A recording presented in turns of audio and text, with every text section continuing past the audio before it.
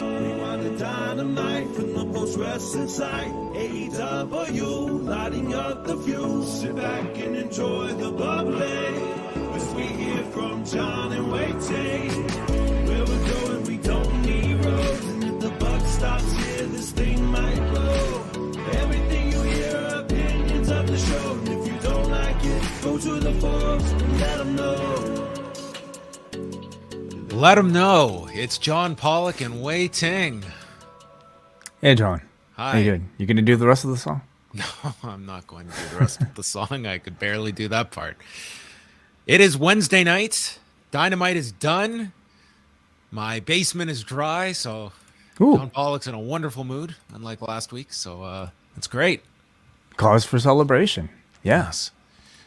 I don't know what to make of this, but now I got a knock on my door the other day, and the city, I needed to move my car because they had to go into the sewer, and our car was like over top where they needed to work on. So I moved my car. And so now you've been on our street. Parking is pretty tough in the best of times. So now they have just pyloned off like the equivalent of like 3 to 4 parking spots. So we're all kind of there was no work to be done today. So I don't know what's going on. I don't know if it's related to my issue because another neighbor also had a drain issue as well. So this is what's going on, Wai. This is the tea that I'm spilling from my street. So what are you gonna move or something? Like, it's time to get out. It sounds like. Have you had enough? You know what? I like this neighborhood. I truly do, but it wouldn't. It's got its good and its bad, as you can appreciate as a homeowner now. I'm sure there's parts of your house that are like, some parts are. It's a steal that you got this. Other things are things you have to make compromises on. Yeah, I'm sorry to hear that. It's all good. What are you gonna do? I think you have a wonderful house. Thank you. Yeah, very well kept. Well worked on backyard. I always bring up your backyard. I think it's I'm envious. I'm envious. My dad designed it. He works in landscaping and designs decks. So yeah, thank you. I'll tell him you said that. Could he come over and increase the size of my my backyard? Does he do that? You already have a pretty nice backyard area. It's nice. So. I do like it. It's a nice area, especially have people over. Yeah. For kids, it's very small. It's not a large playing area. Incentive to go to the park. There are some nice parks in the area. Yeah. Okay. Yeah. Maybe I should run for mayor of Toronto. Would you fix some of these issues? I'd get down to it. Yeah. I'd start with drainage issues. I'd have a lot to get. I'd have a lot of work to do, I think. Well, there's a vacancy right now, so maybe you should. Okay. Well, I'll discuss it with you off air. I'm contemplating it. Tonight, we are going to be talking about Dynamite from the Footprint Center in Phoenix, Arizona, and as well, what is coming up this weekend. A lot of big stuff to look forward to. But off the top, Wai, I'm still looking back at that Keiji Muto retirement show. I really enjoyed this show, and that hour of Muto's farewell, I thought was so well done. And now a day removed since we talked about it, your reaction to it definitely raised the. It was fun to talk to you about it because I think you and I both had similar conclusions. It was probably the deepest we've gone into a match recently in terms of its significance, its meaning, and I was not expecting to enjoy this Muto retirement as much as I did on Tuesday. John, like you and I were going into this show very much looking forward to, I think, the show itself, and in particular, Kazuchika Okada versus Kaito Kiyomiya. And for me, my curiosity in the main event, Keiji Muto's retirement against Tetsuya Naito, was more so about like me hoping that it wasn't going to be a train wreck, and many parts of me expecting a train wreck, knowing just the physical state of this man's body. The fact that they were able to not only pull off, I think, a pretty good match, considering this guy's, physical health, but to be able to draw that sort of emotion in storytelling using the limitations of this guy's body to their advantage, really, I thought was spectacular. So I couldn't recommend it more enough, and especially the post-match as well. Yeah, I mean, you have to sit down and watch from the second the video for Muto begins. It's the one with Frank Sinatra on it. If you're searching through the, the stream, and all up until the end and the closing image on the screen as Muto walks to the bag. It's, I don't know, 45 minutes to an hour, but it's all. I just thought it was so well done in an industry that it's very difficult to nail these retirements because, quite frankly, you're going to push things to when you become this big of a star, you're going to push your physical limitations in wrestling because you can always get by. Muto has been the king of shortcuts for years, but what he does not lack are his timing and his instincts of when to do the limited things he can still do for maximum reaction with a crowd that was a large crowd that were all there to bid him farewell. And what you got was, a retirement, but by the end you were, at first I think it was almost people half serious that this would be a legitimate retirement. And by the end of it, you might not believe that you have fully seen the end of Keiji Muto, but you're definitely hoping that this would be the ending because, as you said, Way, on our show, there's no topping this. Like, this was as well done as Keiji Muto could possibly expect. And quite honestly, I don't know how many other performers that they have done a job like this for.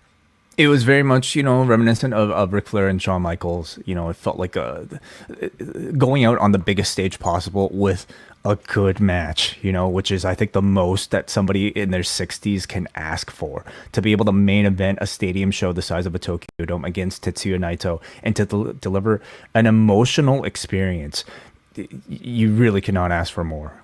So...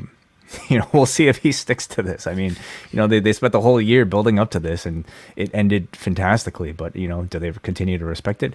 Yeah. John and I haven't necessarily spoke about the post-match yet, but I almost don't really want to spoil it for people that haven't seen the show yet, but it deserves to be seen. It's incredibly heartwarming. Well, if you want our thoughts on the post-match and everything on that card, we reviewed the entire 5-hour show that is up at postwrestlingcafe.com as we discuss Keiji Muto's Grand Final Pro Wrestling Last Love Holdout, exclusively for Cafe members. Yeah, that is the official title of this event. And we're very worried about those quotations. Yeah, the last is in quotations, but holdout is something that I'm still kind of confused about. What exactly is, like, he's holding out on retirement? Is that the point of including holdout in the title? Kicking and screaming. Although there was no kicking and screaming, by the end it looked like the man had come to peace with his in-ring mortality. Mm-hmm. That was a lot of fun, and we actually uploaded a clip from the reviews talking about a particular spot that John and I were both big fans of over at youtube.com/postwrestling. So go and check that out if you'd like.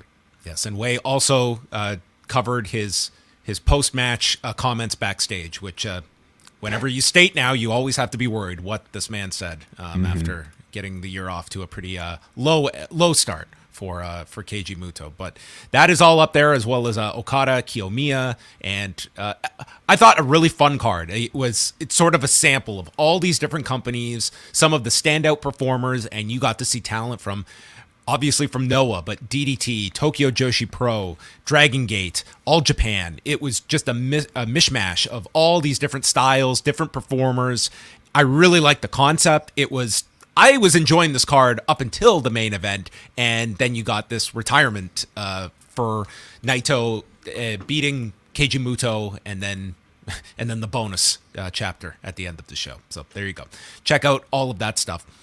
Jarrett, there was a memorial service for him on Tuesday in Tennessee, and they ended up posting, I think they live streamed this. They at least put up the video, ad-free shows did. So if you want to watch this, you can, similar to the Jay Briscoe service last month. But among the speakers, obviously a very emotional Jeff Jarrett got up to speak and was battling through this speech to get it through. He was obviously very, very affected by his father's death, and looking at himself as well, noting that, back in 2017, he had hit rock bottom when it came to his substance abuse, and that he had lost his relationship with his wife, with his kids. His friends just put up with him, and finally he got treatment and recited a quote that his father always used, and it was essentially this this poem about never quitting. So he read that. He also noted how well read his father was, which was always something that was noted of Jerry Jarrett, that he always had a book that he was reading, and that the man was largely self-taught. Like, he just picked up books and was able to learn all these different aspects of life. So it was a very nice speech by Jeff. But as well, we got Dave Brown, who is the not just the classic Memphis broadcaster who was always side by side with Lance Russell, but also was the famous weatherman in Memphis. And this man, if you could be so lucky for this individual to speak at your funeral service, he gets up and just the magnetic voice. It's like, this man has a voice that the world deserves to hear on a daily basis. If I lived in Memphis, I would be going every day just to hear him tell me what the weather is. Tornado warning, it's okay. It's coming from Dave Brown. And this guy was just, he was great. It was such a well done speech. Like, I personally, I will be conscious of little like verbal tics I'll have or pauses. This man is as polished a public speaker, as you're going to hear. And he talked about meeting Jerry Jarrett some 50 years ago, and being with him when they were with Nick Goulas on Channel 13, and then Jerry Jarrett leaving Goulas, and what he needed was Jerry Lawler as the star who was going to go with him. He was able to get a venue because Goulas had the rights to the Mid-South Coliseum, so they went to the Ellis Auditorium, and then they needed a channel. So at first, the hope was, well, we'll just replace Goulas on Channel 13, but Channel 13 was like, we are not opening ourselves to a lawsuit from Goulas by kicking them off the station, so you're going to have to find another network. So they went in town, they went to the CBS affiliate, and sitting down with Jerry Jarrett and Lance Russell, they're stating, hey, we've got professional wrestling, a show that would go on to have some like 70, 80 shares in the market. And the CBS affiliate said, nah, we're not interested in pro wrestling. So they got turned down. And then they end up going to the NBC affiliate, Channel 5, which would be the home of Continental, beginning in 77. And Dave Brown, I had never heard this story. So part of the move was that Lance Russell, he was the station manager at Channel 13, and he was going to be part of the package, and he was going to go to Channel 5. So they're getting this big local personality, and then Dave Brown was going to follow. So apparently in this meeting, when they stated, we can also bring you Lance Russell and Dave Brown, this was news to Dave Brown, who was never told that you're leaving your post as the weatherman on Channel 13, and you're coming to Channel 5. But once he could wrap up there, he did go to Channel 5.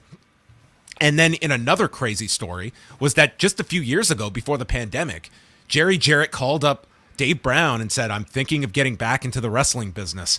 My wife thinks I'm crazy. What do you think, Dave? And Dave said, I think your wife is right. And he was so happy that Jerry Jarrett did not get back into pro wrestling a couple of years ago, right before the pandemic.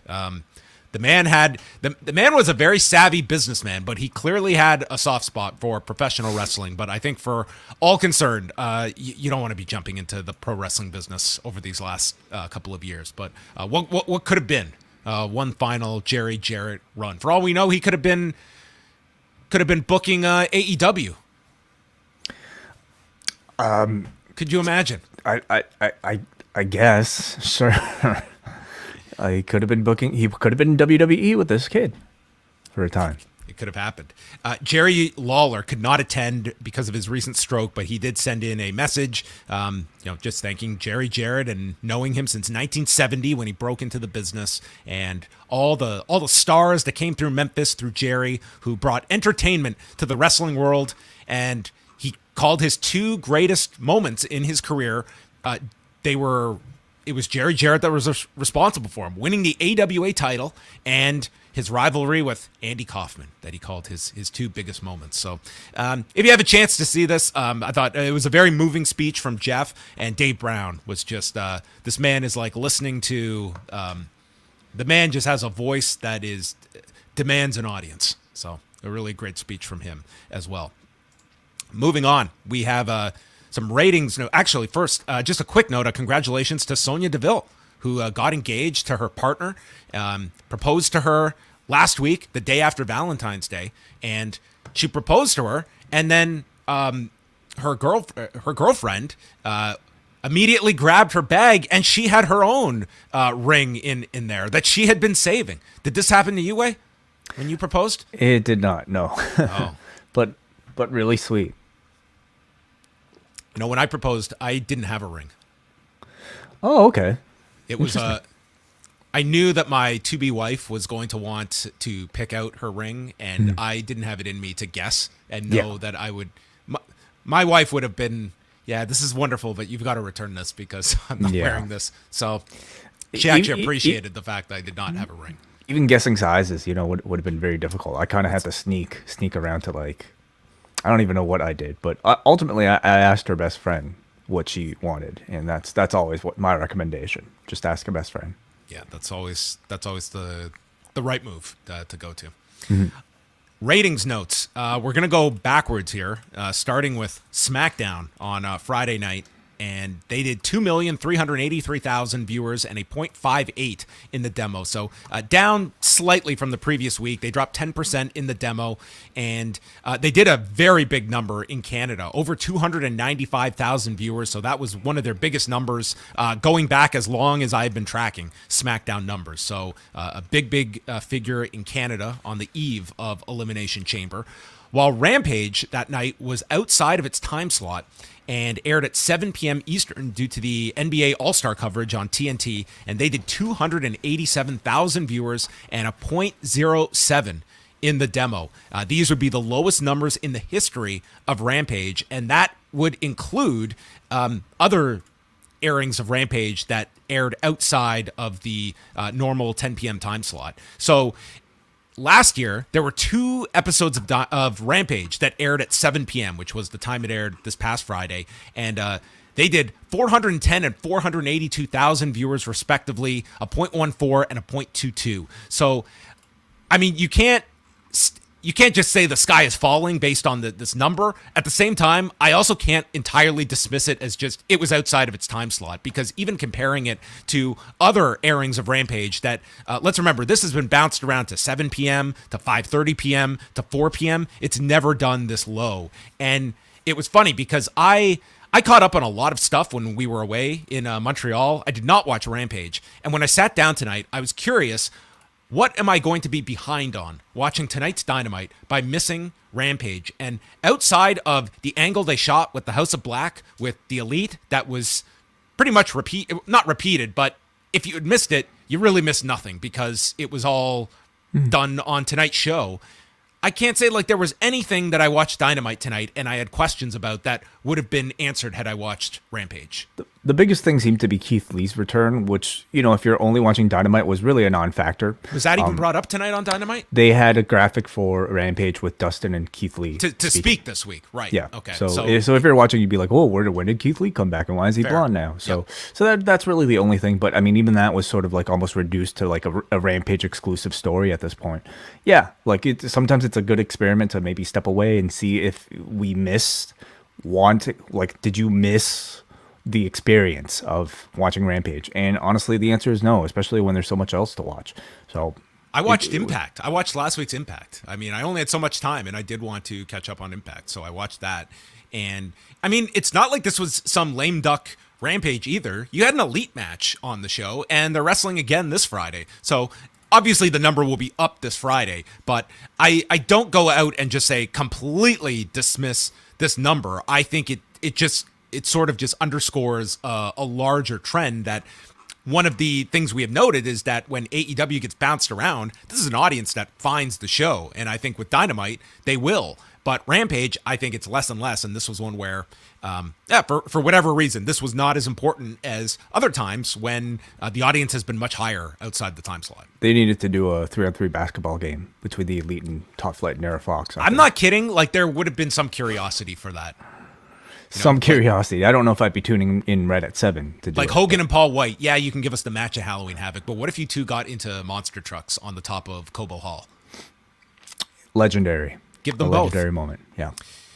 So then we had where are we? The A&E debuts over the weekend. So the first biography, it was a 2-hour bio on the NWO, and they did 495,000 viewers, a 0.15 in the demo. What do those numbers mean? Well, they beat 6 of the 9 documentaries from the last season on A&E, behind the Luger, Goldberg, and DX docs. And the largest was the first ever one 2 years ago with Steve Austin. But if you missed this documentary, it was, again, 2 hours. They had original interviews with Hulk Hogan.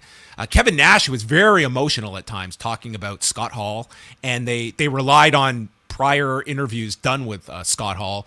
They also had a new one with Sean Waltman. And Mark Ramundi was the reporter because he's writing a book on the NWO that's going to be out in the future. So that was the first 2 hours, and then they had rivals on Hulk Hogan versus Andre the Giant that did 444,000 and a 0.14. Both numbers ahead of what they averaged during the last season. So this week they have the biography covers Jake Roberts, and rivals will focus on Mankind against The Undertaker. And coming up, we've got docs on China, which should be pretty good, and you can compare, I guess, to the Vice one that they did last year.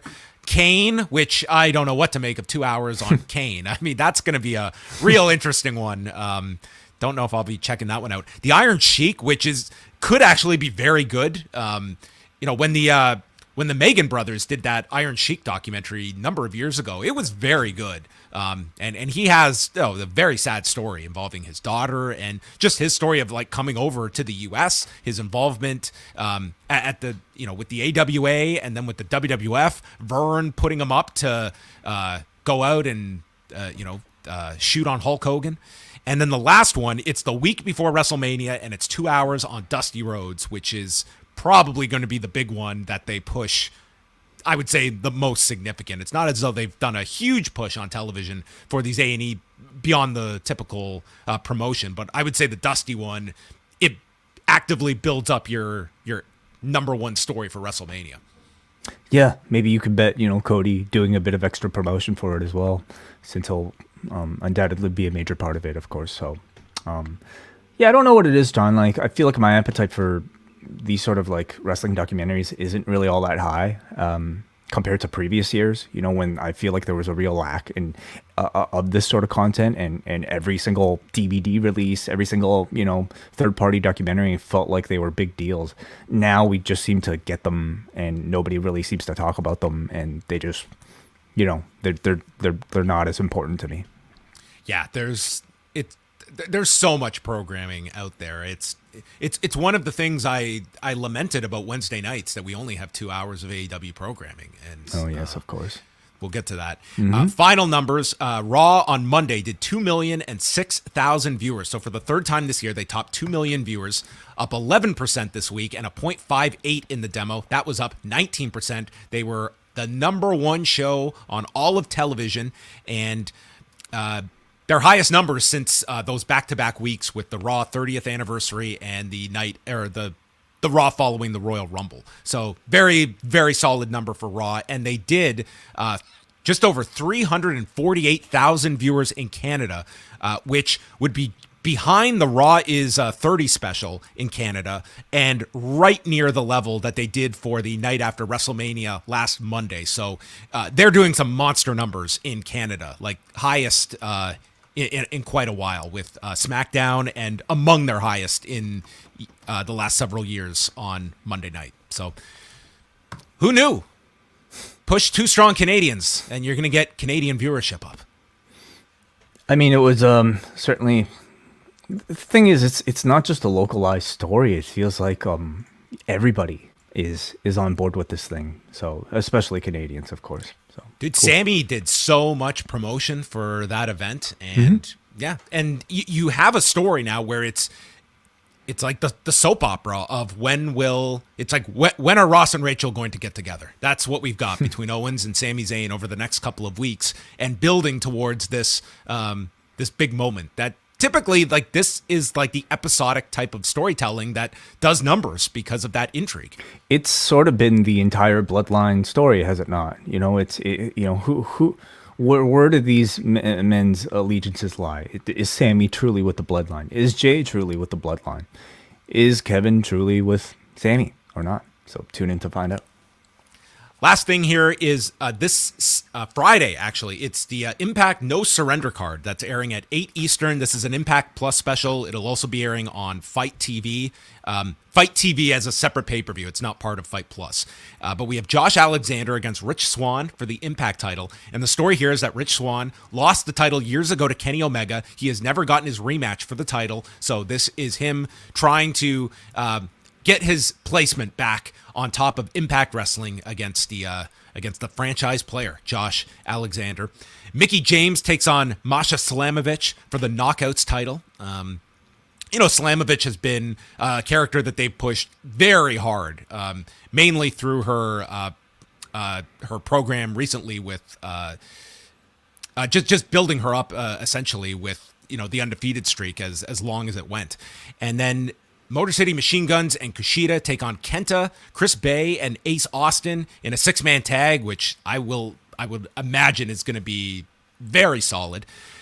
Steve Maclin, Brian Myers, Heath, and PCO. This is a number 1 contenders match, and Steve Maclin has been the one that has been winning, and he is the guy that has not gotten his shot at the Impact title. He's had, he had the wrong loss at the wrong time, and it sets him back, but all indications are this match should produce the challenger for Rebellion in Toronto, and you would think that Steve Maclin will be the one challenging for the Impact title in Toronto. We'll see if that's seen as a big enough match for a pay-per-view main event.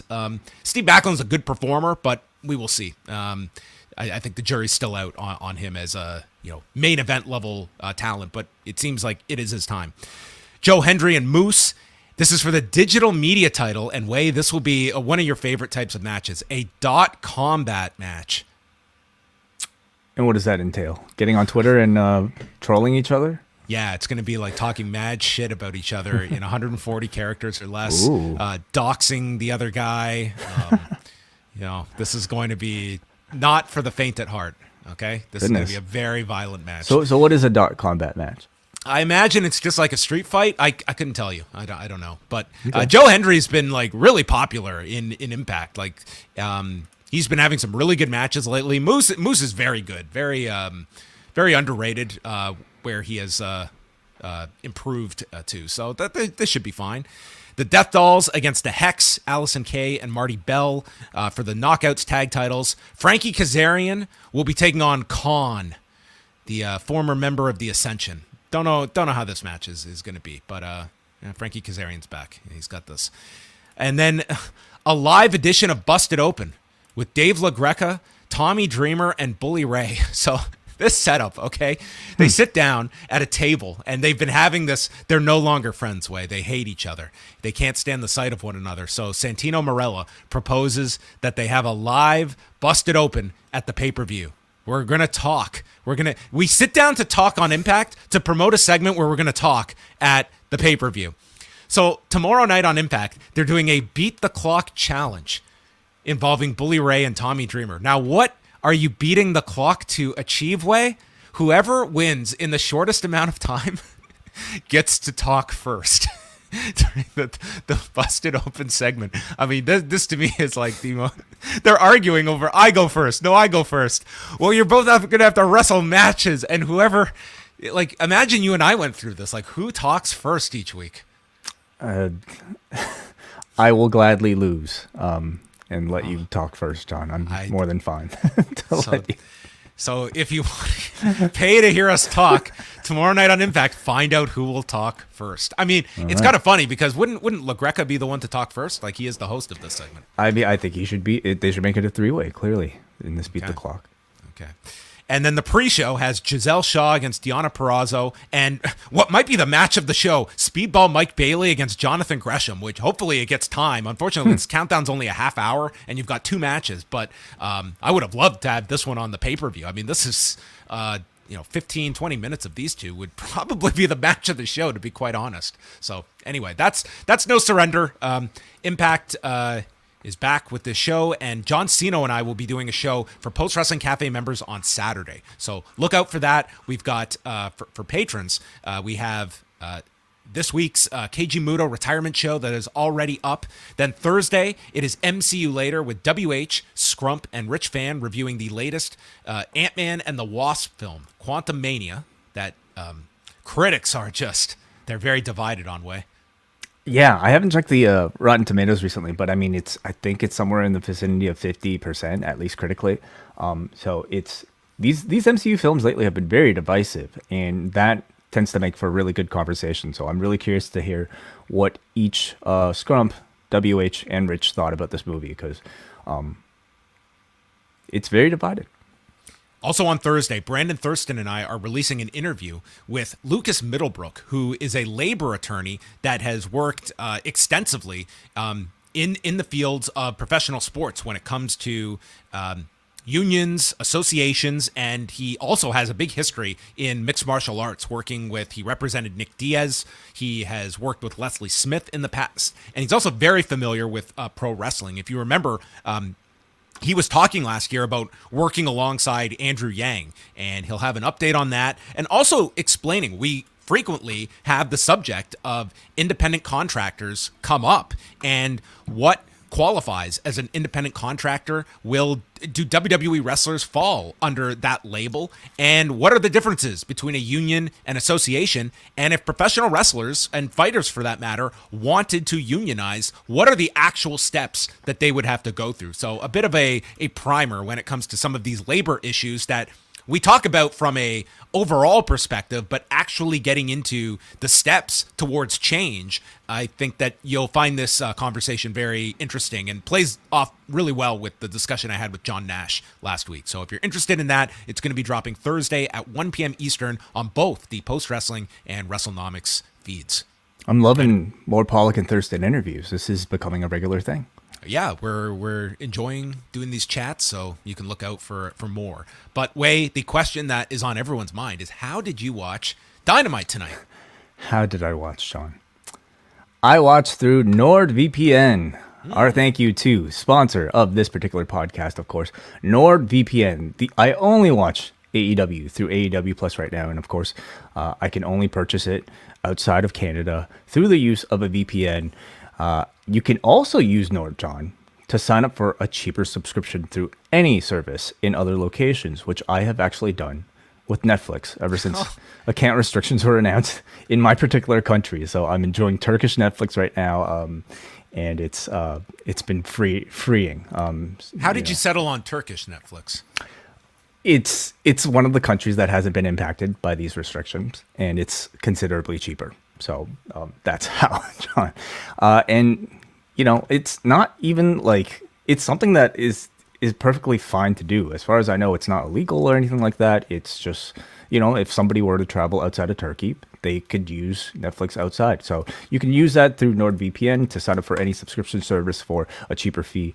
VPNs are also really useful for those with concerns about online security, because if you do any sort of downloading of content, or if you're concerned about unwanted tracking from advertisers, ISPs, phishing sites, and hackers, a trusted VPN helps mask your IP to protect your browsing, and Nord is one of the most established and reputable VPN providers in the field, voted best premium VPN of 2023 according to PC Mag. Over 5,000 servers from around the world, customization options for power users, but a very intuitive and clear interface for novices that just want things to work. And as I mentioned last week, this month is Nord's 11th birthday, so every purchase of a 2-year plan will get you an additional bonus of 3 months to 1 year added to your subscription. And if you sign up through NordVPN.com/postwrestling, you also get a bonus month on top of that. So a minimum of 4 months bonus on all 2 year plans for as little as $3.35 a month.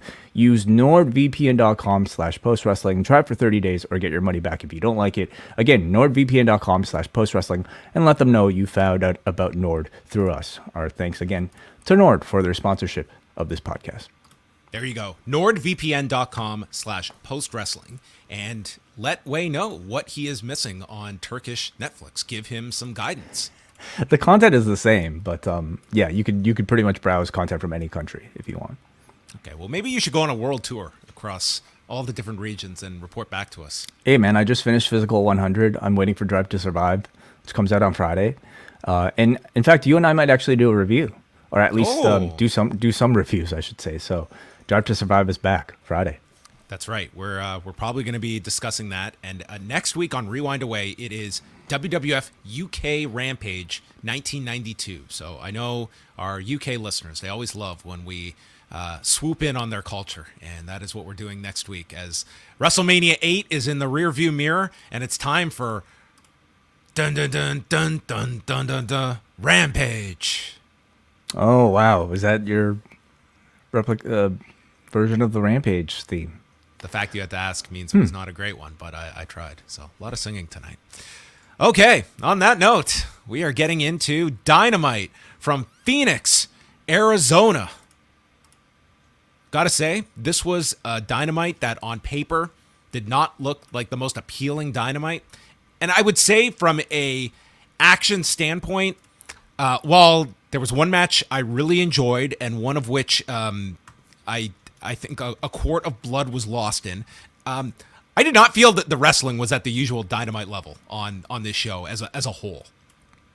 I mean, the usual Dynamite level, I guess, being pretty high. Very high. It's a blessing and a curse on its own. I'm sure you could look at this show and enjoy all of this, but to me, it is. I think they have risen their bar so significantly high that I cannot tell you the last time on a WWE show we got something the quality of Orange Cassidy and Wheeler Yuta, and yet here we are, and I'm sitting here, and in terms of the 5 matches that you're talking about, I just felt it was not overall at the level of most Dynamites, and just quite frankly, like Moxley and Evil Uno, that's a Rampage main event headlining Dynamite. I think they tried to make it something more than that. You know, they certainly put enough like promo time for Evil Uno to make it feel a bit more serious. But can you go over his 19 wins leading into this match? Yeah, no, they have not featured him at all on Dynamite leading up to this. But like I wondered if that one was supposed to get a bit more time because it felt like it deserved a bit more time than it had. But it was one of the shorter main events I can recall on Dynamite. Like it was starting at about 10-2. But you know, this opener, I rarely feel like I get that like level of storytelling on a wrestling or in a TV match. So I was pretty satisfied for that. At least. This show had an amazing start to it. It's Orange Cassidy and Wheeler Yuta for the All-Atlantic Championship. And we have both of them trying to use the other's holds on them, starting off with Cassidy using the seatbelt on Yuta, and Yuta getting frustrated, going to the floor when Claudio walks down, and Dad is pissed. And he slaps Yuta, and Yuta fires up, and he goes after... He slaps him basically... because he's sick of Yuta doing all this wrestling stuff. When the BCC, you know, they care about wrestling. They like technical work, but above all else, they prefer violence. And this was a slap to tell you to stop fucking around and beat the shit out of this guy. So he goes for his eyes. He's going to maybe a tribute to Jarrett. And this there was this old-time wrestler, Mario Galento, where... He like jumped Jarrett in the ring, and Jarrett, as the story goes, tore his eye out. Goodness, wow, that's not fun. No, it's not very nice. He should have joined the BCC. Clearly, Jarrett. He could have been the overseer of the BCC, the Nashville Combat Club. The Nashville Combat Club. I mean, Jarrett was an MMA practitioner back in TNA. That's it. Yes. So he tosses him over the timekeeper's table, and then he high-fives Claudio, whose work is done, and Claudio can now go to the back and sit back. So we see Yuta in control during the break, and then Cassidy is firing back with up kicks and then applies a loose bear hug. Yuta headbutts him, drills him with hammer fists, a lot of urgency from Yuta. They trade Germans, and then it's Yuta using the mousetrap for a 2 count, and the crowd applauds this. It seemed like they were understanding all of this that they were demonstrating, because this was a red-hot crowd for this match. And Yuta spits his gum at Orange Cassidy. It does not flick off of his forehead. It sticks onto his forehead, which is a level of... I can watch Evil Uno squeezing blood across the ring from his vein, but seeing this gum trapped on the man's forehead was a level of grossness I was not ready for at 8:10 p.m. Eastern. Gum, really? I mean, ugh. What's so bad about that? Wait, imagine I was chewing on anything else but gum, okay? Some kind of food. And then I took it out of my molars with all my saliva on it, and then I placed it onto your forehead. Do you know the germs that I am passing on to you? It's gross. Well, what if he spat out a poutine? I'd kill him. Like that would be it. The person would die. So it was quite the spit. You know, Mr. Perfect couldn't have spat out gum. Like look more at this perfectly. and the color. It looks like a Photoshop right there. It looked like what was this? Like mint? Some sort of minty winter fresh gum? Yeah, it's not spearmint. I mean, it could have been a fruit flavored gum. Mm-hmm. Yeah, anyway, maybe quite the shot. So Orange Cassidy spits back at him, which, I mean, he was allowed some retaliatory spit. So Cassidy back body drops Yuta onto the edge of the apron, big satellite DDT in the ring, and then the beach break gets countered with a pile driver for a 2 count, and it's Cassidy using the hammer and anvil elbows onto Yuta. Yuta uses the seatbelt, and there's an orange punch to Yuta, and he kicks out, and this crowd explodes at the near fall. Then he hits a beach break, and Yuta kicks out at 2 with a ton of emphasis, and while he's on his knees, Orange delivers the final orange punch and wins this match in 16 minutes and 51 seconds. An excellent match of the show for me by a landslide. Agreed. I mean, I thought, like, I think Orange Cassidy has been like a good All Atlantic champion, you know, and my expectations, I suppose, for an All Atlantic champion aren't really that high right now. Essentially, it's just sort of like your Rampage championship, you know, a guy who gets to wrestle every single week and hopefully has bangers, but like he's not necessarily, like, people aren't really coveting the All Atlantic championship in terms of, like, you know, any sort of like long story. And this wasn't even that either. Like, this was even so much about the championship. So going into this, my interest was not that high on paper. I knew the in-ring work was going to be solid, as it is with like most people on this roster, but I was really taken aback by the storytelling of this match, and to me, it's what made this match stand out above the usual. I think Yuta's growth as a character and personality has been pretty strong, you know, and I would go as far as to say, outside of Moxley, Bryan had a really good night tonight, but like, I would go as far as to say, outside of Moxley, I think you've had the most character development of any BCC member in Wheeler Yuta. You know, Claudio and Bryan, I would say, are largely just kind of like coasting on their established fame, but Yuta is practically an original project of Tony Khan's. He's the young kid who's constantly looking to prove himself, and the energy that he brought here, where he had to not just be aggressive, but play a bit heelish against an Orange Cassidy, I thought he was really strong. I love how Orange Cassidy was able to stay defiant. I mean, this ultimately became sort of a battle of philosophies. Yuta, of course, you know, formerly belonging to the Best Friends, defected out of the Best Friends to join the Blackpool Combat Club because he wanted to get serious with his career, and he was essentially telling Orange Cassidy, hey, you are better than this. You're better than this, you know, hands in the pockets type of guy. And I love how, you know, there was this moment in the match where Cassidy was able to be defiant through the use of the hands in the pockets spot. And, you know, even while he was taking a beating against Wheeler Yuta, you know, Orange Cassidy kept the hands in the pockets, as if to say his philosophy of being carefree is superior to, you know, how uptight the BCC are. But in the end, especially, like, you had a finish here that was like, you know, Ric Flair and Shawn Michaels. I'm sorry, I love you, but like, it was almost Yuta saying, I've already made my point, because that big forearm exchange these two had was when Cassidy didn't have his hands in his pockets and he was firing up and showing aggression the way Yuta almost prompted him to.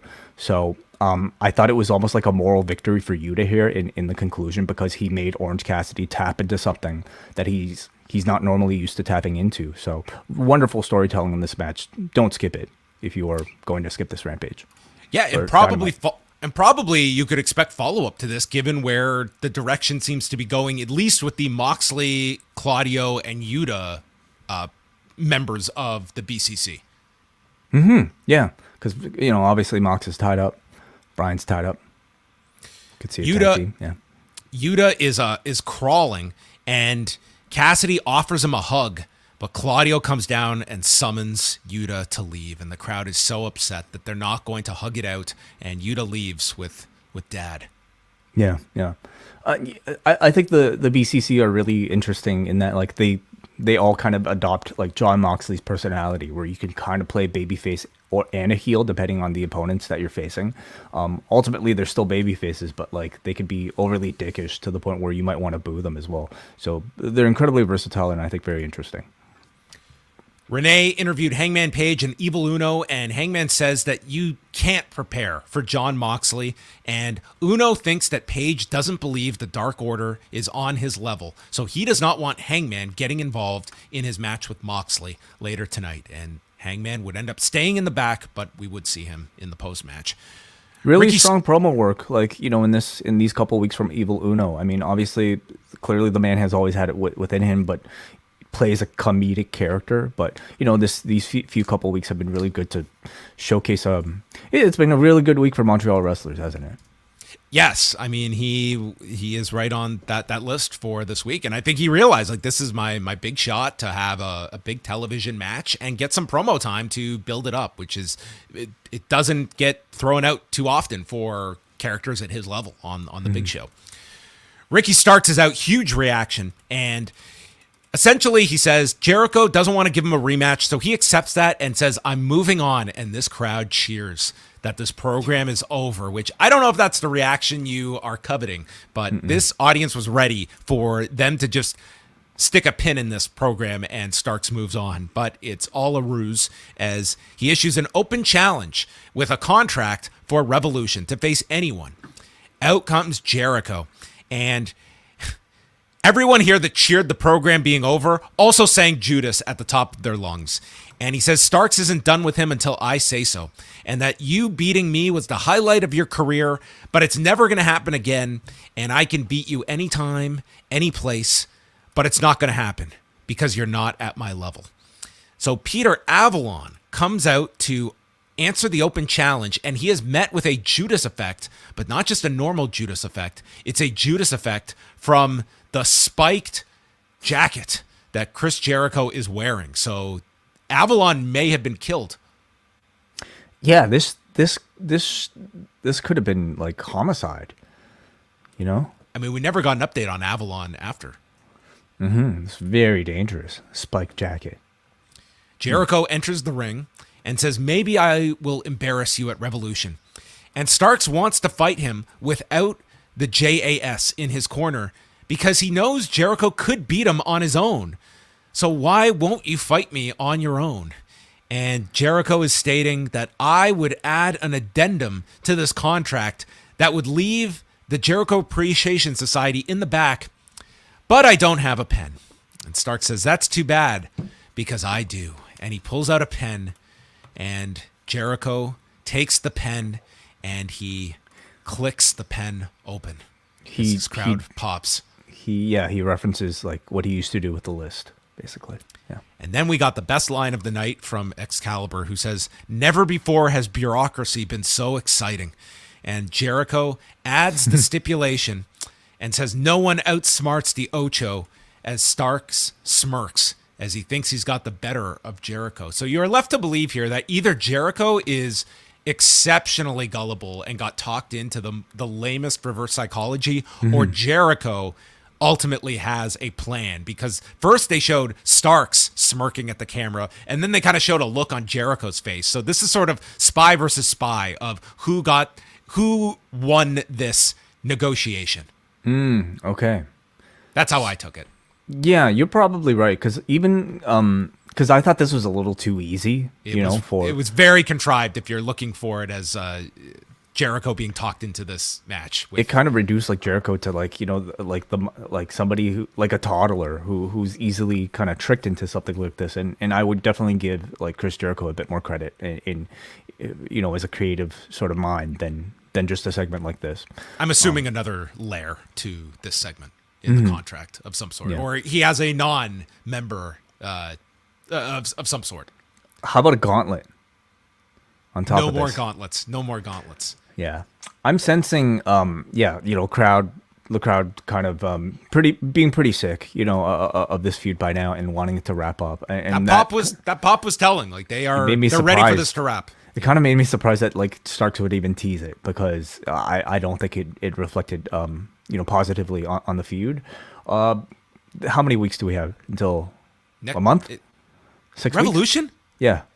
How many It's weeks? next weekend, dude. Oh, it's next weekend. Wow, sorry. There's been a lot. So okay, so we're pretty close. Not much time left, and I think it'll be okay. Like, I can't really say my interest in the match is all that high. Number one, because we've already seen the match before. We've had a feud that's kind of been never ending. We'll see what they can do to really heighten interest. Sorry, I love the idea that at the end of this segment, you were believing this. You've got 6 more weeks until this pay-per-view match between Jericho and Starks. I mean, that at that point, you would be certainly questioning of how long this thing. I can't keep has track left. of this shit, man. Are you kidding me? There's something every week. I look ahead like a day at a time. Lee Moriarty and Big Bill taking on the Acclaimed. Max Caster raps about running them out of town like former Suns owner Robert Sarver. Says Lee Moriarty is Tyga style, but his mom likes it doggy style. And that Bill's girl texted him saying he's SAWFT. Mm-hmm. Yeah. So I guess insinuating Lexi Nair texted Max Caster. Oh, are they an item? That's nice. They are engaged, actually. Oh, Yeah. that's wonderful. Congrats. The crowd was so hot for this. They were singing for the Acclaim. They were chanting Scissor Zona, which I mean, you can have some merchandise next time you come to Phoenix. The Guns come out during the break, and then Bowens is fighting both back. Billy gets booted off the apron by Bill boots Billy off the apron. Too many Bills here. Max then rams Bill into the rail, and the Guns attack their father, stomp him. They're getting heat. They get chased off by the Acclaimed, and then Max posts Bill, and they hit the Arrival and mic drop. 7 minutes and 12 seconds. Crowd was amped for the Acclaimed, and the three of them scissor inside the ring. Still funny. Yeah. Yeah. Good match. After all this time. Yeah, good match. Crowd was very engaged as always whenever the Acclaimed are in there. The Acclaimed are just, it's a party when they come out and you get the rap and then they sing, they have fun. It's a great act for many reasons, for the live crowd and those at home too. Not the type of match that I feel like are going to top like a match of the night type of list, but like they're more of an entertaining, like a sports entertainment type of team. And that's perfectly fine. You need variety on these shows. Shivani brought out Christian Cage, who immediately gets tackled into next week by Jack Perry. He killed this guy with this tackle and then hits a sliding lariat and brings out a pair of chairs. But Jack Perry can't bring himself to do it. He hesitates, and it allows Christian to low blow Jack and then rams this dude's head over and over into the chair, and we get our first bludgeoning of the night. Mm-hmm. Yeah. Blood. Lots of it on this show. Gotta have at least one bleeder per hour on this show. This was the least of it. Mm-hmm. Yeah, I thought Jungle Boy showed some like good, fire here, and came across like a man, Jungle which I think they're trying to do. Yeah, it's okay. I honestly, like 2 weeks to go, like I don't know if this is hot enough like to warrant a pay-per-view match, but it's a big loose end for Jungle Boy that I mean they do need to tie up. After all these months, I mean, you could get away, I guess, doing this on television. As we'll get into later, they're going to put Adam Cole's return match on TV instead of the pay-per-view. Video for Samoa Joe and Wardlow. They have their TNT title match at the pay-per-view. Joe is not a man to be messed with, and he will prove it's Wardlow's biggest mistake, stepping back in the ring with Joe, and they included highlights of Wardlow's interview last week with Jim Ross. Saraya versus Skye Blue. We have Tony Storm in Saraya's corner, and Storm gets on the apron, distracting, allowing Saraya to yank Skye Blue off the turnbuckle, and then Tony hits her with a snap suplex behind the referee's back on the floor. Blue comes back with a octopus, and it's turned into the former Rampage, which has not received a rebranded name yet. And the crowd is... Was it the Rampage or the PTO? Which one was the Rampage? Rampage I thought was the DDT. What am I... What's... PTO is a submission. Which is like the swinging neckbreaker deal that she does. I thought that was... Page Turner? Wasn't that the Page Turner? Oh, that's the Page Turner. You're right. I can't keep up with these puns. The PTO is what she used as the finisher tonight, right? Yeah, that's what she had. Yes. Oh, okay, So- that's what you're referring to. Yeah, sorry. Midway through, they did the page turner, Got right? it. So Blue hits a step up knee, but then again, Storm distracts. Multiple distractions in 3 minutes here. Skye then nails Storm, head kick by Saraya, and she applies the PTO. I guess the STO now. I guess you can't call it the STO, can you? 3 minutes and 42 seconds. So she needs to sit down with marketing and come up with some Saraya theme names. Yeah, I mean, I suppose like, all the author page like puns are kind of taken up right now, so maybe best to stay out of that. But Saraya is going to be a bit tougher to come up with a catchy name for, Get Braden on the case. I'm sure he could come up with some names. Maybe. Match was okay. I thought Sky Blue did really well. The audience was more into, like, this was a pretty like nothing match on paper. They got into Sky Blue, which helped it. But it was largely just Toni Storm constantly getting involved here. I can't say this was a great match, but the audience like lifted a lot of this, I thought, throughout the show. This was like 7,000 or so people that they had. This was a very good crowd for Dynamite. I thought Paige's heel charisma was good here. We didn't see really any perplexing spray paint spots. Yes, we did, because afterwards, Jamie Hayter runs down Baker and is with Baker. They clear the ring, and then Tony and Saraya have their spray paint. So some fan has a DMD sign, and they spray paint it green, and it barely like affects the sign at all. It's like this light background that adds to the bold black ink on the poster. So not like last week. It wasn't. I think they've retired the spray paint the ass spot. So all ideas must be tried before they are cut, and that was one that not exactly a keeper. I guess light green paint is maybe tougher to show up. They got to get whatever DX had, I suppose. The feud to me is still very much kind of battling out of a deficit in interest. But tonight was fine, and just kind of puts Saraya into the spotlight ahead of the title challenge. Bryan Danielson comes out, a huge reaction here in Phoenix, which I believe he still lives in Phoenix. I don't know. I thought they moved to Napa. I mean, it's been a while since it was covered in Total Bellas. At some point, they were living in Phoenix. I don't know if they still do or not, but nonetheless, has ties to the city. Mm-hmm. And he says that MJF said he hates him last week and doesn't understand this when MJF's the one that attacked his mentor and put a bounty on me, and yet he hates me. So MJF... They actually mentioned Regal. I mean... Yeah, by name, they mentioned William Regal. Mm-hmm. Both of them did. So he's back. He's back in the lexicon of AEW. MJF interrupts and explains that he was abandoned by anyone he has ever opened up to, and abandoned by those he loved. And he includes a story about meeting a girl that changed his outlook on life. So he got down on one knee and said he wanted to start a family and a life with her. But then she left him. And the crowd is not buying this. Bryan is just smirking at all of this. The crowd starts chanting, "You deserve it," at MJF, and said that she left him because he was unlovable. And now all he has that provides unconditional love is his world championship. Not his current fiance, but this championship belt. In story, is he referring to his current fiance as the one who left him? Is that the idea? I don't know, but I think everyone in this arena, is aware that the man's engaged. Yeah, I know. So was he not saying the MJF character was engaged and then that the woman left him? Oh, okay. I guess you could take it that way. I took this to be like this was, years ago. This is why he's such a prick. It's not like he was this great guy 2 months ago. Well, okay. Well, he says that this title is the only thing stopping him from grabbing a fistful of pills and calling it a day. So we can add we can add taking one's own life to the buttons that MJF is adding for material.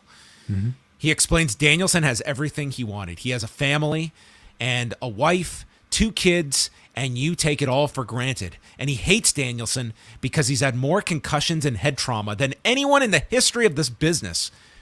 I don't know about that one. There would probably be some competition for who has had the most head trauma in this industry. How many has Bryan said he's had? Oh, I mean, I believe he said like double digits. I mean, Look, of most of them undiagnosed. yes, I would say probably of ones even diagnosed, he would be up there. Yeah. But think of the decades of guys that worked with concussions and had no idea that they were working with concussions. So, Well, then how would you prove it? Well, I would. I guess you would have Bryan. to. Bryan was like, if you're gonna say that about anybody, like I think Bryan was a fine choice. And mentions him having seizures, and yet you're still in his sport. And each time you step into the ring, you're saying that wrestling is more important than your family, and taking everything that I would kill for and taking it for granted. You're no different than your drug-addicted mentor, William Regal. Mm-hmm. Danielson says you're even worse because you're addicted to the spotlight, and you're going to get more of a spotlight than ever at Revolution because I'm going to punish you.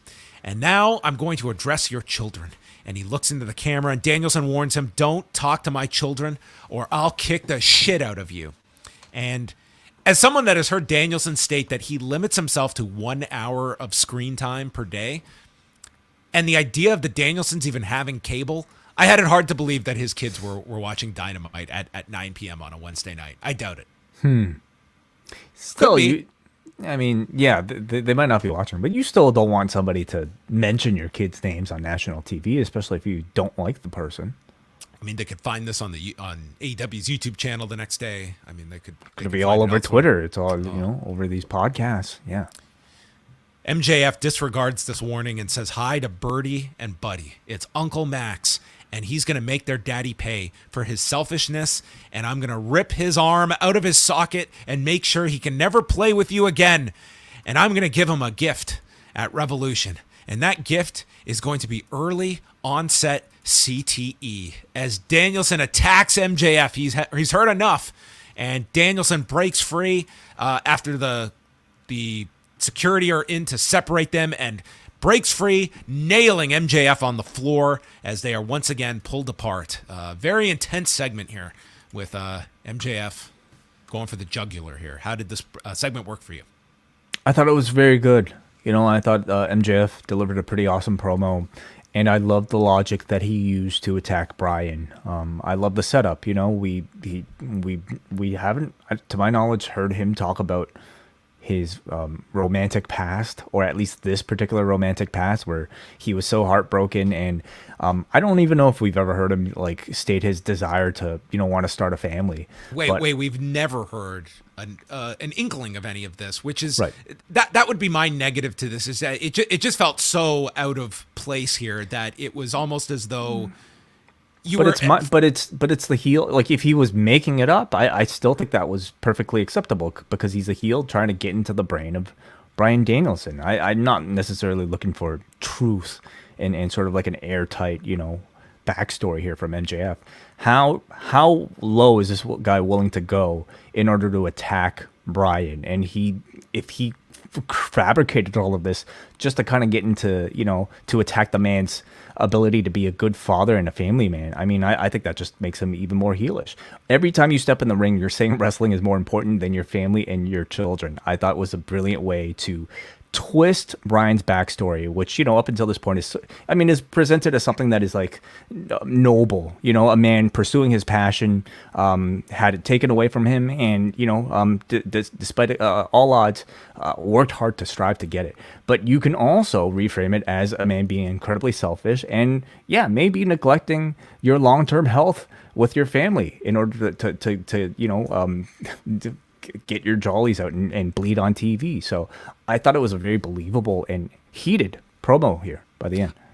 When he got into the stuff specific to Danielson, like the psychology there of him doing all of this, I thought that got to be effective. What I've always enjoyed about MJF is that this is a guy that it's kind of blurring that line. And as we saw throughout the Punk program is, learning aspects of this guy's history. And this one felt to me just a bit more, 2 weeks ago, we're hearing about this guy, getting a blowjob in a Corvette. And now he's a man that just wants a family and a white picket fence. It's, to me, it's just more so, it didn't hit as some of the other origin promos of MJF, which maybe you're designed not to believe any of this. It's supposed to be more transparent, that you're not to have any sympathy for this individual at all. You know that this is just a guy trying to mess with Danielson's head. Sean Ross Sapp actually just tweeted that he says the MJF promo had a lot of truth to it. Normally wouldn't cover that type of thing, but he and his fiance did have a split, as was referenced on Dynamite. So okay, well, there you go. And that would be something that I don't think anyone would have realized on tonight's show. So that adds certainly a lot different context than to the promo. Yeah, there you go. Shivani is with Jamie Hayter and Britt Baker and agrees that Saraya and Ruby Soho deserve title matches and suggests a 3-way match, and she's going to beat both of those bitches. So another match for the pay-per-view, and they're going with both in the match. Jamie Hayter sounds really good on the mic every time they let her speak, and I would say she sounds too good to not have more consistent promo time on Dynamite. I don't know what it is, but I feel like this title run thus far, I don't know if her presence has felt big enough, and maybe that's just because she still kind of feels like a bit of a background player to Britt Baker in their team. But I really think she should be getting time to showcase her speaking almost every single week, and we haven't had that. The Tag Team Battle Royal. So we had Top Flight, Jeff Jarrett and Jay Lethal, the Lucha Brothers, Best Friends, Roosh and Preston Vance, Aussie Open, Matt Menard and Angelo Parker, Butcher and the Blade, John Silver and Alex Reynolds, and Ari Daivari and Tony Nese. Early on, Parker and Menard are not entering the ring. Mark Briscoe runs down, going after Josh Woods and Mark Sterling, so they fought on the apron. This audience, they were so behind the Lucha Brothers. They were the most over in this match, and boy, were they upset when each of them were eliminated throughout the match. We're not going to go through all of the eliminations here. It was a very long battle royal. The final 6 were Phoenix, Trent Beretta, Dante Martin, Jeff Jarrett, his partner Jay Lethal, and The Butcher. And midway through the match, they announced after Aussie Open has been eliminated that they're coming back on Rampage to take on the Young Bucks. And Phoenix then is eliminated along with Dante and The Butcher. Crowd very livid when Phoenix is gone. So it's down to Jarrett and Lethal, and Trent is the remaining babyface. And you had Satnam Singh on the floor to catch Lethal and Jarrett when they're about to fall off the apron. A lot of heat here for Jarrett and Lethal. And Trent is fighting back. He gets hit with the stroke. Then he is tossed over, but he skins the cat. Then tossed again by Lethal. Skins the cat again as Jarrett and Lethal are doing the strut. And then Orange Cassidy saves him on his shoulders and puts him back into the ring. Trent back body drops Lethal to the floor. Danhausen then chases Dutt out. And Singh catches Jarrett, places him back inside, hits another stroke, and sends Trent out in 18 minutes and 36 seconds. So Jarrett and Lethal join the Acclaimed and the Guns with one more team to be added next week in the tag title match at Revolution. A year ago, if you told me Jeff Jarrett, among all this talent, would somehow win a battle royal, I would have been pretty disappointed, but now it's a result that I think makes perfect sense. Jarrett and Lethal among this crop are, in terms of personality, in terms of character, maybe one of the hotter tag teams in the division right now. And I think it makes sense that they would get on the pay-per-view as a second heel team to be able to tell those stories with the Guns. So I had no issue at all. I thought Sutton was used to great effect as well. I was disappointed that for a team that I feel like has had pretty good online buzz, in Aussie Open, I was a little disappointed they didn't make a bigger deal of their debut. Yeah, they're trying to present this Bucks match as a bit of a draw on Rampage, but if that's the case, I wouldn't have had them just kind of job out in this battle royal as if they weren't a big deal. And I doubt that they'd even get an entrance on Rampage with the way Rampage tends to start. So. Maybe it doesn't seem like they're looking to do more with them beyond just having them be sort of a showcase team, but I think there's more you could have done with them. The House of Black did a promo, and Black wants to address the problem in this company. Their voices will be heard. They want the Elite at Revolution, and they will see them face-to-face on Rampage. So we're going to have a face-to-face on SmackDown with Charlotte and Rhea Ripley, and a face-to-face on Rampage. It's a lot of faces. Faces to Faces Friday. Renee is with Tony Khan, and it's time for his big announcement. But he is going to have Adam Cole deliver the news. Next month, there will be a 1-hour TV series debuting on TBS, AEW All Access, with an unfiltered look at AEW that will get to show a lot of his story and other people's stories. And that same night of All Access's debut, he will make his return to the ring.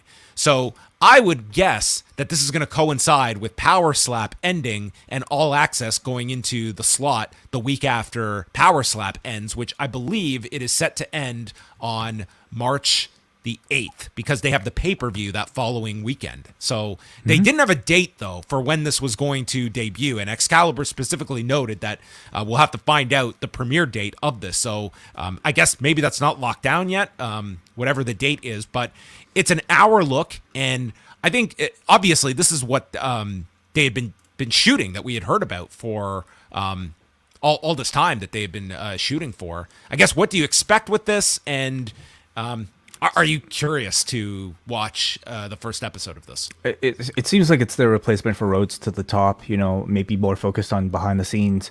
Am I interested? I really wasn't all that interested in Roads to the Top, but I'll be at least curious enough to see how they treat some of the backstage elements. From what I remember, Roads to the Top kind of featured a bit of a combination of real and just very badly staged sort of rivalry between backstage members. That won't fly if you're hoping to do well here. And I mean, the bar is going to be what Power Slap is doing. You want to read the press release? If you have the press release. Yeah. If they have the date in there. TBS has greenlit its first new unscripted series of 2023, further expanding its AEW franchise with AEW All Access, a follow doc from the perspective of the league's biggest stars. The new series, which was just announced during another red-hot episode of TBS's Dynamite, is slated to premiere this March, so it doesn't really say. Billed as the ultimate behind-the-scenes experience for fans, the series will feature Adam Cole, Dr. Britt Baker, Sammy Guevara, Ty Conti, the Young Bucks, Saraya, Wardlow, and Eddie Kingston, along with AEW CEO, GM, and head of creative Tony Khan. Each episode will showcase AEW stars as they navigate the week-to-week challenges to remain at the top, and will track the rivalries between talent as they vie for fans' attention. Over the course of the series, viewers will get the chance to follow the contentious lead-up to AEW's major wrestling events and matches. AEW All Access will complement TBS and TNT's portfolio of top-rated wrestling content, including Dynamite and Rampage, respectively. All right. Yeah. So. I mean, obviously, the template would be Drive to Survive, like having something that is interesting enough for people to truly get into sort of the... I think you have to present this as authentic as you possibly can. And that was certainly the indication you got from the setup of this. But I don't think people are looking for a AEW version of Total Bellas or Roads to the Top. I think they are looking for something that is worthy of their time, of spending another hour of watching television, of something that is not being offered elsewhere. Yeah. It seems like it'll feature at least, two of the couples here in Britt Baker and Adam Cole, and also Guevara and Conti. I don't know how real it's going to feel. Like that to me will sort of be, but does it need to feel real? If it's entertaining? I think it does. I think it depends. Like, if it's good, then I think that's all that matters. And how much reference will the characters make to this TV show? I have a feeling it'll be quite a bit. Like, I think they will use this in storyline. That just tends to be the style of AEW storylines. It makes reference to real life events, and this seems to, be profiling real life. So, I'll be interested to see how they kind of like combine with each other. What are we going to do? Are we going to stay going live at 10 or what? What do you think? I don't think we're going to be watching this regularly every week. We can make your choice, everybody. We're going to go head to head with All Access. I mean, listen, it's check this out, but maybe the first week we'll watch it. But I can't imagine sitting down and watching 3 hours every Wednesday night. On Rampage, Young Bucks against Aussie Open, Action Andretti against Sammy Guevara, Willow Nightingale against Tony Storm, Lance Archer is in action, and Keith Lee and Dustin Rhodes will speak. And then next week, we've got the Casino Battle Royale, and Hook is reinstated to take on an opponent of Stokely Hathaway's choosing. Mm-hmm. And that's their go-home show or at least the go-home Dynamite. So they're live next week at the Cow Palace for both Dynamite and Rampage going into the pay-per-view weekend. The Guns come up, they approach Jarrett and Lethal, and the idea is that if we work together, we can get rid of the other two teams in the match so that it's just the two of us at the pay-per-view. And Lethal and Dutt were intrigued by this notion. So, we have the final team remaining, and you had, Bowens, mentioning the Forbidden Door last week. So I'm still waiting and maybe expecting, a team that isn't just on the roster to take that final spot. I would have said maybe Aussie Open would have kind of fit that role, but clearly I don't think that's the case right now. No, it would not seem... I mean, any teams that were in tonight's Battle Royal, I'm sure we're going to have teams that are back next week. They don't have that deep of a tag division that they can not put teams back in next week. Jon Moxley and Evil Uno. Moxley going for his 100th win, and Evil Uno going for his 20th win in a row. The big streak that is taking the wrestling world by storm. Yeah. Hangman is shown watching in the back, and Uno hits a senton off the top to the floor, and then Moxley sends him into the steps, and this busts open Evil Uno. And dude, this guy was leaking blood through his mask. He's getting nailed with cross faces in the ring, but Uno comes back with a pair of pile drivers, gets a 2 count, and you just see the blood pouring out of his mask. It was a lot of blood. It was, yeah. For some reason, seeing somebody bleed through a mask is maybe even more terrifying because if the guy bleeds enough so that you can see it behind a head cover, it's a lot. Well, Jon Moxley had a anything you can do, I can do better type of reaction to all of this because first he applies a choke, turns it into the Bulldog, and dude, the blood is spilling out of Evil Uno's mask and all over Moxley's arm. I mean, it was just so much blood here. And Uno fights back to his feet out of the Bulldog choke, but then Moxley sends him back down, chokes him out in 6:15, and Moxley won't release the choke, prompting John Silver and Alex Reynolds to run down, stopping Moxley, to which Claudio and Yuta join in on the attack. Hangman runs down to assist the Dark Order, and Page brings out barbed wire that he wraps around his fist and nails Jon Moxley, who delivers a gusher of his own as he retreats from the ring, and we get this close-up of this man who looked like he needed a blood transfusion by the end of this as well. So if you love blood, this was the 6.5-minute match for you. Yeah, I guess so.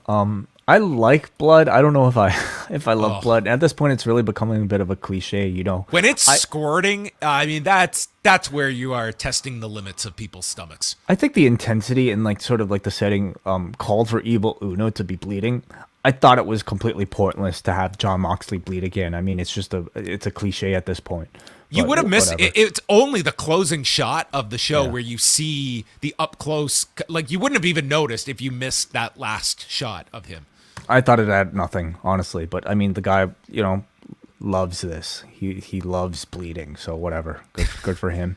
I was a little disappointed in the match, considering I think how fired up some of these promos were. I was expecting a big memorable, maybe even career-making sort of outing from an Evil Uno. And I don't know if this match got cut short, but I don't think we received that big near fall or that big moment to showcase Evil Uno. But the closing visual here I thought was as intense as I think it needed to be. Yeah, I thought that this Dynamite was below usual standards. I really enjoyed Cassidy and Wheeler Yuta. I thought that was tremendous. I would recommend that match highly. Just hearing the update on the MJF thing, I think that promo is so much better if the announcers clue you in on what's going on. I just don't think anyone that would have to me had so much more emphasis if I don't think anyone would have put all of that together. How would they? I didn't know, and I thought it came across perfectly effectively, And I don't know if that's the sort of material that like the announcers would want to announce on behalf of MJF, just even if it meant. But he's announcing it. Essentially, he's making reference to it, but like he's not necessarily he's not telling you that, like, he's opening it up to interpretation. It could be a character thing that he's making up, or it could be his real life. Like, I still just don't know if that's the place for the announcer to announce it. And again, I thought it was effective even without knowing that it was real. I think there is such a way that he is taking a real life loss and he's still twisting it into affecting his opponent for a pay-per-view by using it as so that's what he did. Material. Yeah, but the only element is that you didn't have Excalibur announce. He's actually broken up his engagement. You know, I just felt like it would be out of place. I don't think there's anything wrong with just the announcers reacting. That, you know, we have heard behind the scenes that his recent fiance, his relationship has ended, but that was not for us to speak about. But MJF has now shared that. Like, I just think that it's. I think there was a way to do it that it's just. Becomes more clear to people, but I mean the news is out, so I enjoyed it despite that. Any other thoughts on Dynamite? Yeah, I mean, in ring, maybe on paper. More importantly, I don't think this was all that special of a card. But I did come out of it really, really like glad I got to see Orange Cassidy versus Wheeler Yuta, which is a match I thought was really strong in terms of storytelling. And the rest of the show was, yeah, maybe a bit more of a passable Rampage. I thought the MJF Bryan Danielson segment turned out pretty well. And Revolution, you know, is it's. I feel like, you know, we need to see the whole card because I don't know if Starks and Jericho right now is all that strong. Let's go through the card right now. So we've got Danielson versus MJF, which I think is being built, you know, pretty well. Wardlow versus Joe. The hair, like, explanation I thought was really strong, and I think the match itself will be pretty heated. I think they've done well with that.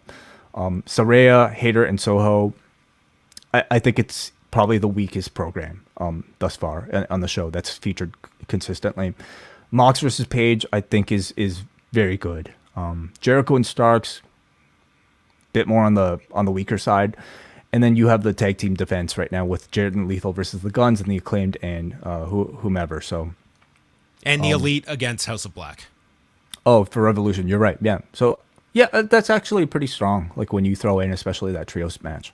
So, which I can't imagine what the match like. That's 7 matches with one of them being 60. So I don't know how much bigger you need this show to be. And I'm not complaining. Like, for all we talk about of all the people that want television time and such, I mean, every match here has a story building it up. Like, your interest in those stories might differ, but there are stories attached to all of this.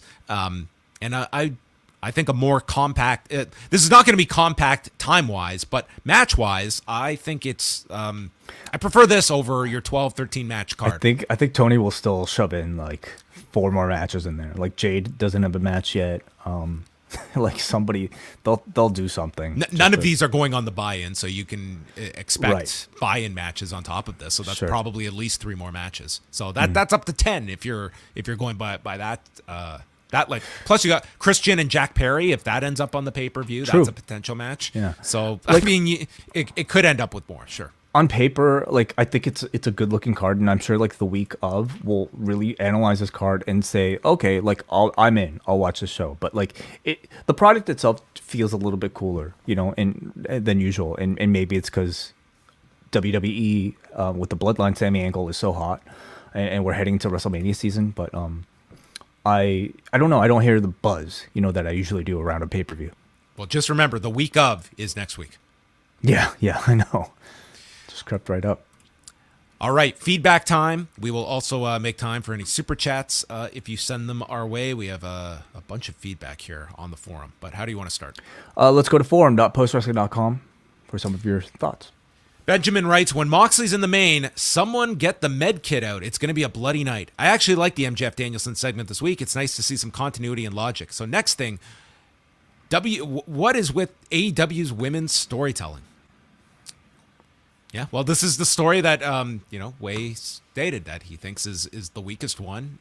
This originals versus former WWE talent. I don't know if it was connected in a big way. I can't say I disagree with Saraya being in a heel role, that it fits her a bit better. But Toni Storm, it just feels to me as though it's we didn't get a solid turn from Toni Storm, and her and Britt Baker are now kind of the background figures, at least for this pay-per-view cycle. Yeah. Like, the problem is not Saraya being a heel. That's a positive. It's first of all the way they got there, the lack of a real kind of like nuance that they use to execute the turns, how overtly heel they've been, and some perplexing spots, like a pretty embarrassing, stupid one from last week that I think have completely hampered it. I also think like Jamie Hayter's presence as a lead has been diminished as a result. I think the Ruby Soho, is she with the originals or with the new blood or whatever you want to call them, I think that's been really poorly executed. So I don't know what it is. I don't know if there's any sort of different creative mind that's in charge of these particular storylines than, let's say Bryan and MJF or Mox versus Paige. Could come down to the performers themselves, like maybe not having the best ideas. But it's not been good this cycle. And they've had good women's stories in the past, but not for this one. Let's go to Johnny Sanchez, who says, I love the OC versus Yuta match. Could the BCC be turning a bit more heelish? Would give them a new spin. I think it depends on the program. Johnny. I got that vibe by the end of it. Like, you certainly felt like Claudio, Yuta, and Moxley. Like, you certainly had that vibe too. Danielson's the biggest babyface on the show. Yeah, but he's not attached to them in this angle. Yeah, I would say it depends on their opponents. Like in this feud against Paige, who would you say is the heel, Mox or Paige? I think at the end of tonight, you're leaning more towards like Moxley in this role. Yeah, perhaps. Yeah, but they can go back to being a babyface, the next week if they really wanted to. He says Elite versus House of Black is going to rule. Kinda wish it was just Ruby versus Hayter, but gotta keep the story going. And man, it might have been short, but I thought Evil Uno shined in that time. My big question, does All Access really solve the not enough TV time for this massive roster problem? While yes, there is a third hour on Wednesday now, most of it would mostly be given to talent that are already getting TV time. Yeah, I mean, you just look at the press release, like it's going to be, key stars that are featured. Eddie Kingston, though, is not a usually featured person. He's going to be on this. So the goal should be presenting people in different ways and getting, different aspects of your best personalities across. And let's be honest, this show, you want to make this work. Like, this is Warner Brothers greenlighting an hour of content for you, and with the hopes that this is a hit for you. Like, you want to load it up with your stars. Like, this should not be an hour where we're following around Sky Blue. Yeah, exactly. It's another way for AEW to receive more recognition and to earn more trust from Warner, ahead of these TV renegotiations. So. I tell you, if the first episode was the locker rooms, like the fallout of All Out, that would grab people. It would. I think it would be awesome. Look, because the cameras would have been, the cameras were around before that, were they not? Like, they were filming the show before that, were they not? I believe so, yes. I don't know. But hey, man, with like how, silent Tony has been publicly, do you really think they would go there? It's for your benefit for this show. Like, how do you explain, like, if but you're aren't there filming, aren't there legal things that they can't get into? What legal things? I don't There's know. no lawsuits. Not yet. I'm just going by what Tony's explanation for Ariel Helwani, Well, this is for your television, for your product, and to me, it's like it's not illegal for us, for talent to react to what happened. Honestly, a whole series about like the brawl out, I think would be wonderful. But it's that's the kind of content that your fan base wants. Like, if you were told that, hey, that's going to be addressed on this show, you're making this appointment viewing. Yeah. And if it's not, if it's just sort of a mix of work and shoot, and it's closer to what you got from Roads to the Top, well, guess what? There's going to be an interest the first week, and it's going to precipitously fall each week. So anyway, we will see what it is. Like, we haven't seen it, so you got to judge what the product is that they present to you. Very quickly, Rob McDonald sends a super chat to say this weekend is the real main event, Cocaine Bear. Yeah, I saw a bunch of ads for it. It's like I'm going for the novelty of it. My friends really want to see it. I can't say it's well, we'll see. I'm curious enough to see it. I look forward to your review on Monday. Yes, we will chat. I'll chat about Cocaine Bear, and Way's going to say Quantum Mania. We'll see who's more satisfied. Peter Forsberg, the legend from the Avalanche. I've been a longtime AEW fan, but this has been a couple of rough episodes in a row. So sick of Jericho and his theme song. Him and everything the JAS touches has been so stale. The main event was not good. Uno has go-away heat for me, and Moxley almost went a whole segment without bleeding. Are you guys hyped up for Revolution? On a positive note, love your content. Well, thank you, Peter Forsberg. Number 21.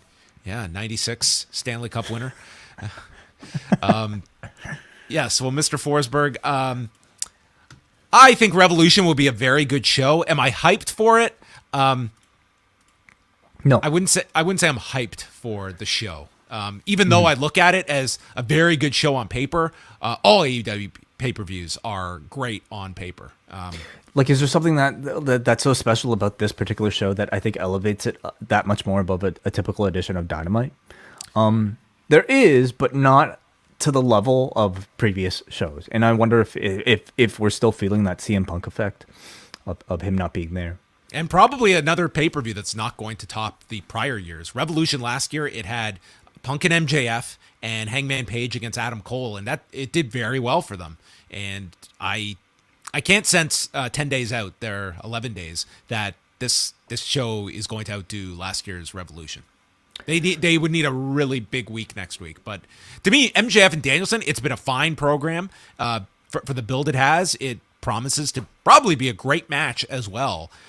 But to me, it has not hit in terms of a marquee big main event that's going to do big business for AEW on pay-per-view. Like, it feels like a fine first title defense for MJF.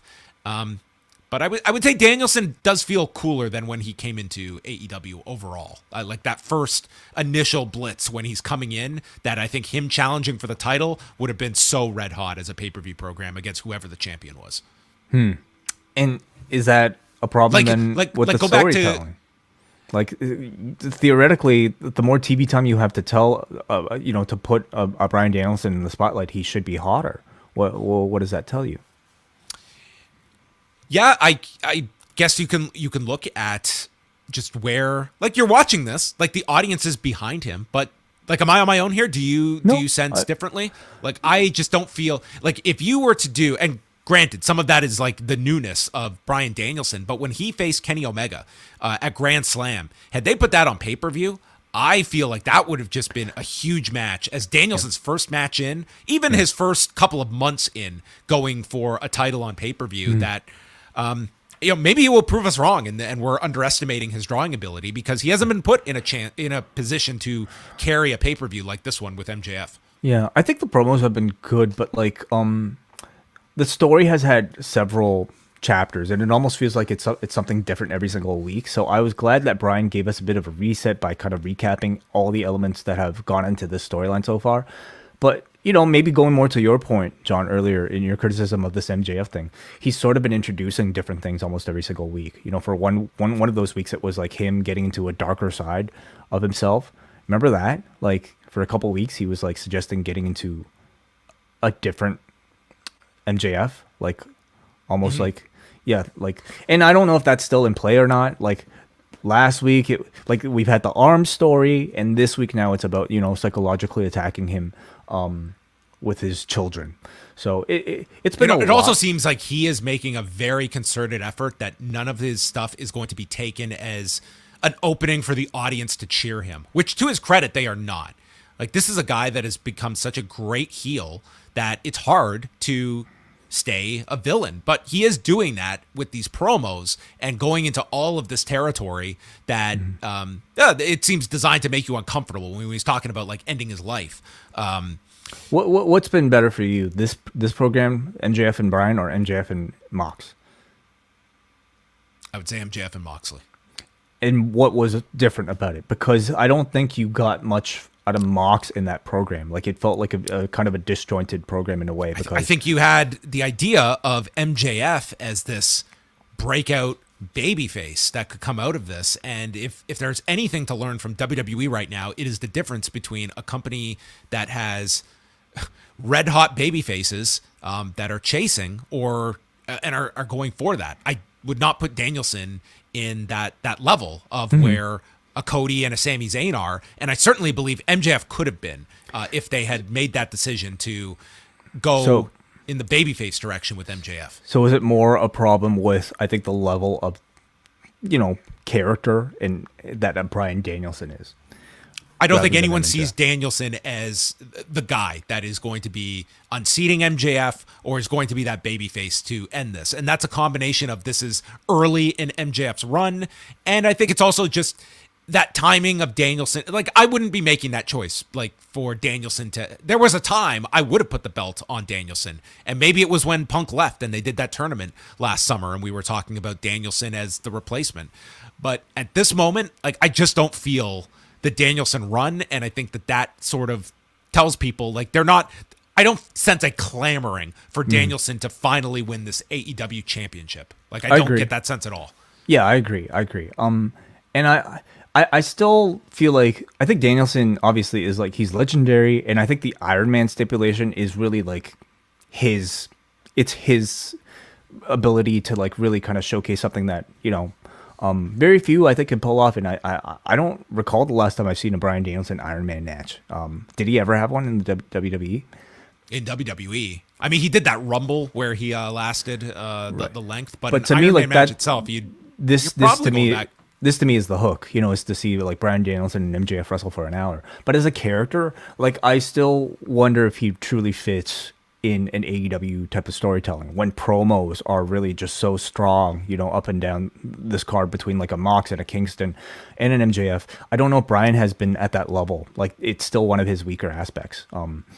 Or maybe he just hasn't found the right character, because he's delivered great promos in the past. He did deliver a few great promos as a part of this feud, but it seems like it's a far cry from, like, obviously a Punk or even a Page, level type of speaking role. Okay. And this last point is just, this number will also show people if an Iron Man stipulation where you are advertising in advance, it's going an hour, if that's going to turn some people off. And if that's the difference between 120,000 buys and 145,000 buys, like, certainly you would think that a higher percentage of AEW viewers, that's a hook. But is there a 10% amount of those fans that you're telling...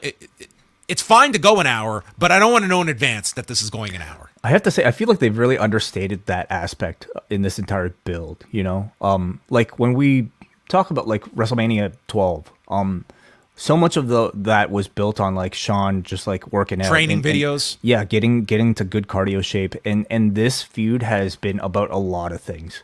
Yes, the arm injury, I'm sure, is going to play into everything. But I think it's fine to get into, like, I enjoyed tonight's promo where he got psychologically into Bryan, but the thing you should be showcasing the most is, challenging whether or not Bryan can go an hour, and maybe that's what the arm story was supposed to be. But I almost forget that this is an Iron Man match, and I wonder if that could be hammered home a bit more. Okay, let's go to Sean from Albany, who says, this was a bit of a mixed bag of an episode. Hot match to start. Main event was fun, if a bit excessive with the blood. Orange Cassidy has been on quite the run of matches as of late. What is going on with the women? The booking here is approaching Sammy Guevara versus American top team levels of disorganization. Just nuke everything from orbit at this point, bring back one of the women who has been off of TV, like Nyla Rose, and let's focus up the story. Any story. Homegrown versus freelancers doesn't have a logical end unless it is blood and guts. And now that I think about it, I want to see that. I don't think that's where this is going towards. Yeah, I don't see it either. I don't, like, who would be in? I don't think that's happening. No, it seems to be a common critique is the women's program going on. And Roman from Chattanooga will also weigh in. An up and down episode helped by a great crowd. Yuta and Cassidy put on a hell of a match, but unfortunately the rest of the night was fairly formulaic, with each feud doing just enough to push us towards Revolution. While I'm interested in the new AEW show, I wish Tony Khan would chill with this super mega earth-shattering announcement. I mean, he said he had a big announcement. They're announcing a brand new program. It's like, I understand there's going to be the criticism of building up announcements, but this is what you're doing as a promotion. It's making it a big deal. It's you want to make something, an extra hour of content that they're getting is not nothing. It would be also hopefully a good sign for their standing that they are getting yet another hour of programming. Yeah, I think it was worthy of the Tony Khan huge announcement billing, this one. His question is, do you think Saraya is a net positive or negative for the women's division? I was intrigued when she first arrived, but she quickly became the female Chris Jericho, draining the push and heat from anyone she touches. At least Jericho can still put on a great match. I just agree with the comparison to Chris Jericho. I mean, Chris Jericho has undoubtedly been a net positive for this company. He was there is like no debate that he has been a gigantic positive for this company, whether you like the guy or not. Yeah. Saraya has she just started, first of all. It feels like she just started, but yeah, that was back in September, so she's actually been here for quite a while. Thus far, she's been a negative. Like, I've been sorely disappointed in her performances. I was very excited to see her come in, especially like knowing how good of a promo she is. I was expecting her to fit in like really well with the AEW style and maybe, bring a level of star power and attention to this roster that hasn't had it. And I've been so disappointed with her promos from the first one on. I've been disappointed in her creative vision for the character. It feels like she's playing just... I don't know if she's putting that much effort into the creativity of like these stories. Maybe I'm sure she is. She's been wanting this for a long time, but the execution just hasn't hit at all with what she's been trying. So, is it a net? Sorry, go ahead. I'm just saying, like the expectation is very high. Like, television time is very hard to come by. So the ones that get, prolonged week-to-week stories and exposure, this is a very discerning audience that, look at the bench. Look how deep that bench is. And if you're on television, especially on the Wednesday show, people's expectations are high, and they should be high. Like, you as the consumer, you have every right to have high expectations because they are competing for your time and you are providing your time. So you have every right to be critical if it's not up to the standard that has been set and that you expect to have on a weekly basis as a viewer. There's nothing that forces you to watch this. You are volunteering your time. I certainly think like Toni Storm is weaker now. She's a side character. She's the sidekick in this sort of like inexplicable heel tandem between the two of them. And this originals versus freelancers. Is that it? Freelancers. Sorry, homegrown versus freelancers. Is that the feud? Well, they're not freelancers. Yeah, they're not at all. So no. Where did freelancers come from? I don't know. They're not. They'd be under contract, so that by very nature. I guess technically they're all independent contractors. Anyway. That'll be the whole an independent. Maybe they have employee status that we're not aware of. The employees, they get special contracts. They get healthcare. Okay, I'll do the last one here, John. It comes to us from Muggin, who says the opener with Yuta and Cassidy was strong. Everything else was hit and miss. Moxley almost made it through a match without shedding blood until after the bell rang. Am I alone in thinking that the use of blood in AEW is approaching diminishing returns? There was too much tonight, like between Jack Perry and then you had the double blood in the main event. I'd agree. Tonight there was too much. The Danielson-Friedman pull-apart brawl was strong, and the talk about head trauma, CTE, made it a little uncomfortable considering what Bryan went through to get back in the ring. I think that was by design. The goal. Yeah. They want you to be uncomfortable and lean on what's real. Like, that's what they're going for. Might turn some off, but that's the goal. That is 100% what they are trying to elicit. Great feedback tonight. Thanks to everyone for the thoughts, the questions, and you for tuning in live here to Rewind-A-Dynamite. So to do a recap, Thursday, we've got 2 shows coming your way. Post Wrestling Cafe members will get MCU later with WH Park, Rich Fan, and Scrump, while me and Brandon Thurston are dropping an interview at 1 Eastern on both the WrestleNomics and Post feeds with Lucas Middlebrook, labor attorney, as Way is going to take notes on associations, unions. I'll take mental notes. I've loved your discussions about all of this stuff. Well, that's out Thursday. Friday night, Wai Ting will be joined by Kate from Montreal with Rewind-A-SmackDown as they talk side by side, face to face on the face to face and faces to faces on Rampage. So I look forward to you two having some FaceTime together on the show Friday night. Yeah. It's a lot of faces. Kate from Montreal, who we got to meet in person for the first time this past weekend. That is correct. Yeah. And you know what? Like, it wasn't all that different. I feel from, No. Once you've done video shows with people, it's kind of seamless when you meet them. Kind of, yeah. It's just way better, like, quality cameras, I guess.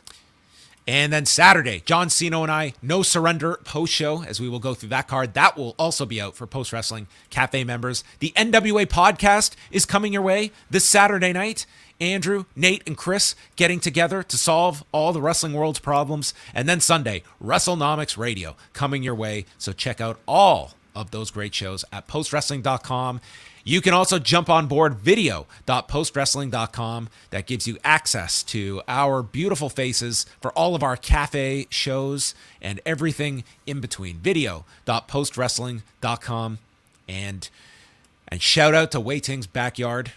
Beautiful. A 10 out of 10 backyard. And shout out to John's driveway. I hope you get your parking spot back. Thank you. On that note, we are going to sign off. Goodbye.